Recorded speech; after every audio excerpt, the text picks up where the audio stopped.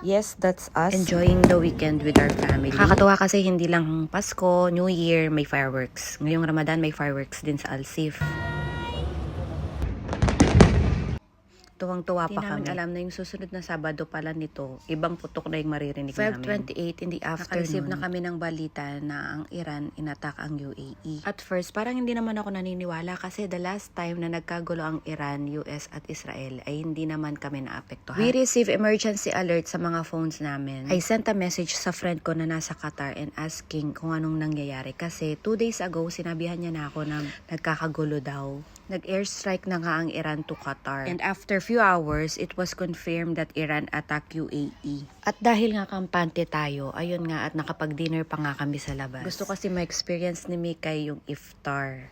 Everything seems normal, wala namang makikitang nagpapanik na mga tao. So kampante lang din kami, nag-message nga yung kapatid ko kung uuwi ba daw sila ng Dubai from Abu Dhabi. So I advised her to stay where they are and don't panic. I reassured her that UAE is a safe country, living here for more than a decade. Confident ako na walang masamang mangyayari sa amin. The next day, March 1, Sunday, maraming di nakatulog kasi nga sunod-sunod yung emergency alert, sunod-sunod yung airstrike ng Iran sa UAE, especially sa Abu Dhabi and Dubai. Nag-cancel na din kami ng mga appointments namin. We decided to stay home and nag-set na kami ng intercessory prayer with our chapter. Because everyone is feeling anxious and the only way to calm us down is to get reminded that God is with us. Hindi niya tayo pababayaan. Harm will overtake you.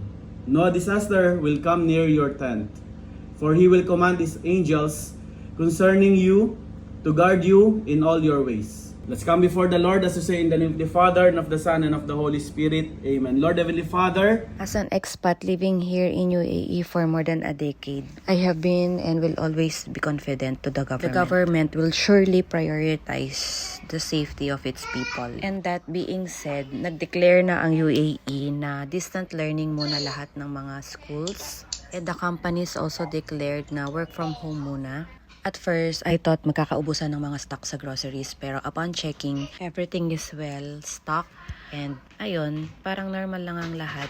Pero kung paniniwalaan mo lahat ng nakikita mo sa social media, mauuna pang sasabog yung puso mo sa kaba at saka sa takot. Kaya it is important to rely only on official channels for informations and updates. After 3 days, some companies resumed. Daddy started working outside and Kuya Paul started going to school for his therapy. And after work ni Daddy nung Thursday, we went out to my dental appointment sa DHCC. So this is our life. Ongoing ang Middle East crisis. We're living it day by day and with faith in God. He will protect us and continue to be with us. So sa mga kamag-anak namin, sa mga friends namin na nag-worry sa amin, let us continue to pray na matapos na to. For now, we are all safe, secure. Ayan, we are living our life, our usual life with faith and hope in our hearts. So ayun, thank you for watching. Keep safe. God bless everyone.